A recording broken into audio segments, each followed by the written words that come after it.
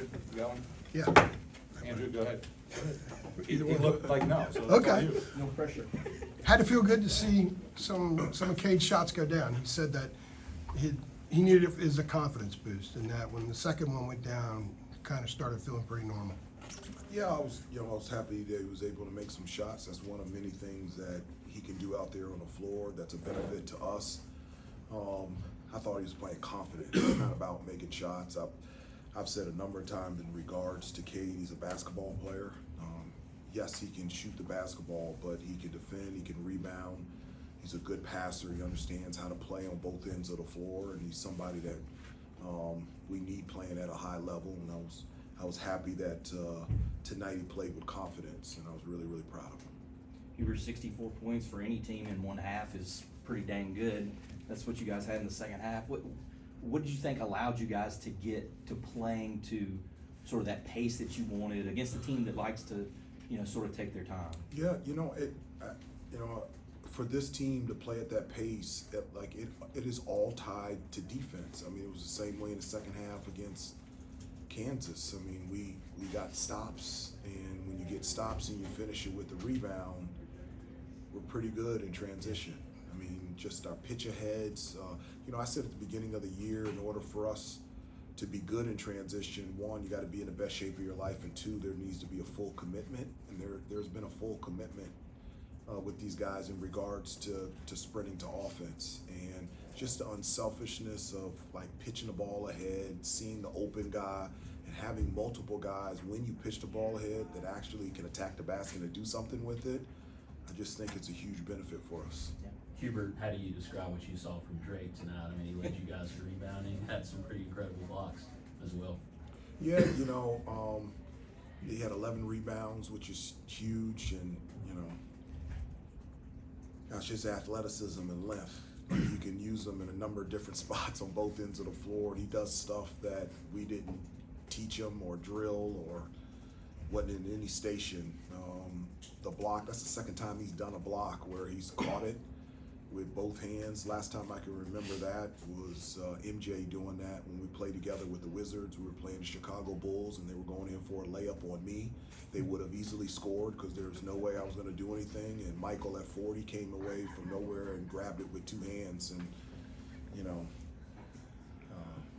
he's just really elite. And he's just starting to scratch the surface of what he can do out there on the floor. And, you combine that with the type of character kid he is. He's just, as I said before, he's always asking, what can I do more? What can I do better?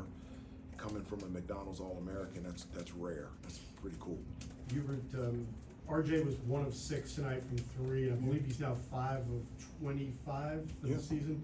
Is it just a matter of shots not going down, or is there something else going on? No, I think, one of the things I tell the guys all the time is there are going to be times where your shot goes in, and there's times that they don't. Their percentages even out, and RJ is a great basketball player, but he can also really shoot, and those percentages are going to even out. There's going to be times where he's going to close his eyes, just throw the ball up, and it's going to be able to go in. One of the things and I did talk to RJ earlier this week, and I told him I felt like I could relate to him in regards to, I remember my senior year, the guys that I rolled with, or my better friends on the team, were King Rice, Rick Fox, Pete Chilcutt, and my roommate was Justin Carrault. He was the head manager. They were 1 year older than me, and they left. And I remember being the only senior. And even though I was playing with great players like Derek Phelps and Brian Reese and Eric Montross, my senior year, it took me a little while. It was just the rhythm was just a little off. Where were my boys, and I would get the ball, but I would get it at a different spot, and it was just a little different rhythm, and it really took me a little bit of time my senior year to find that rhythm, and once I did, it was ready to go, and I feel the same way with RJ. And when I told him that story, I could just see his face lighten up, and he goes, yeah, that's kind of how I feel, and I was like, yeah. I said, everything is fine. I said, just dive yourself into being a great defensive player, distributing the basketball, and I said, you're taking great shots, and they're going to go in. So I'm ready for him to make all of his shots. Hubert, on that note, when you played, when you went through slumps Yeah. in shooting, did you have like a go-to slump busting method that you can Yeah. impart on some of these guys when they're going through that? Yeah, I mean, one of the things that I did was always, first of all, I wanted to check my, technique. Was there anything wrong with mechanically that I was doing wrong? The second thing that I did was shot selection. I don't care how good a shooter you are, if you're shooting bad shots, they're not going to go in. And I would look at those two things, and then once I could check those two boxes, then I would just continue to get back in the gym. But I would just lose myself in other stuff. I would say, look, I'm going to get extra rebounds. I'm going to get extra assists. I'm going to get loose balls. I'm going to be even better on the defensive end, and not think about, oh my gosh, here comes my shot. I've got to make it, and just take my mind off of that. And those are the things that I did when my shot wasn't falling the way that I wanted to, and I just was confident enough if I, took good shots, eventually it would go in, and it worked out. You had a really good year that season. I did. Did you talk to him about the kind of year you ended up having? I did. And how long did it take you to get to the point where you felt like you were back in the right kind of groove? Yeah, probably on the road. We're playing Seton Hall in Madison Square Garden. I mean, in the Meadowlands. It was the ACC Big East Challenge against was it Terry DeHare and PJ Carlissimo and Luther Wright, and that was a game that I got into a rhythm, and from there I felt really good. And I told RJ that, and I said it's not going to take long. I said you just continue to be the player that you have been over the last 4 years, and everything will take care of itself. I thought he was the key to the game in the second half. I thought his leadership in the locker room, his his energy, his enthusiasm, the way that he was leading in the locker room at halftime, I thought was a number one key in getting everybody really excited to play a better second half. It was a career high for Jay Wash, but maybe more importantly, the fire from him beating himself up a couple times there. I mean, other than not injuring himself, that has to be something I would think you like to see out of him, that intensity coming out. That's what I want to see from everybody. I'm an emotional person, and so I always tell them that, and I was an emotional player because I was doing something that I love at a place that I love with people that I love. And I said, if you could check those three boxes, I don't know how you not show emotion out there on the floor.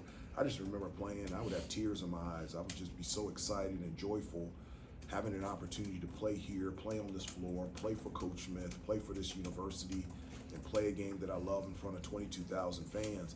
I don't know how you not beat yourself up with your hands, it's just, and so I love seeing that type of emotion from them. I encourage that every day.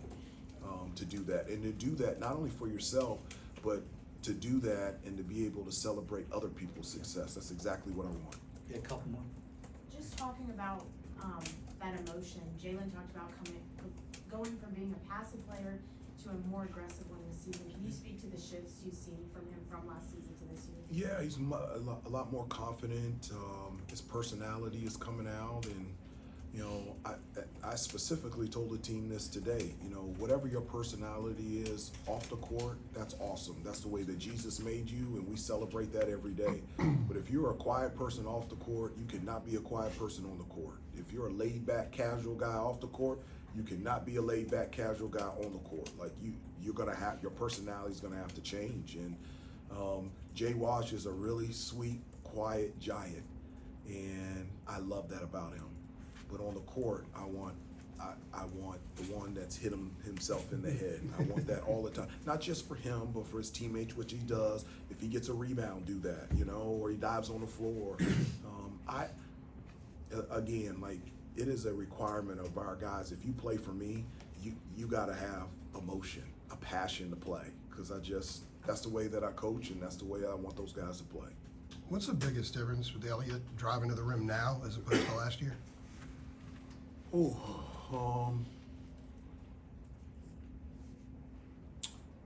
Well, he can get there pretty much anytime he wants to, you know, and it's, I know he got a charge, didn't he get a charge call at the Yes. beginning? Yeah, he got one, but, you know, his ability to get into the lane, it's very rare for someone to get in there and be able on the fly to decide whether to shoot or pass. A lot of times people predetermine, they go in there, I'm only thinking shot, or man, I'm looking pass. Like he can make a decision in a split second.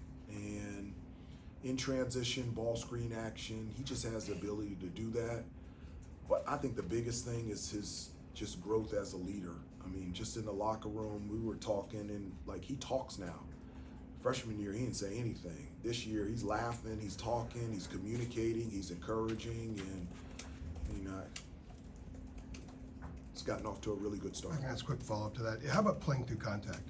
Look like he's handling stuff at the rim, getting the ball off a little bit more. Yeah, he is. He is. You know, I mean, he's a strong kid. He can take contact and be able to finish, and but you know that goes back to his commitment in the summer. It hasn't just been on the shot. It's been in the weight room. It's been on his conditioning. It's been on his nutrition. He's done all of that. But you're right. When he gets into the lane, his ability to create contact and still be able to make plays, he's doing that at an elite level. Everybody good? Thank you, guys. RJ.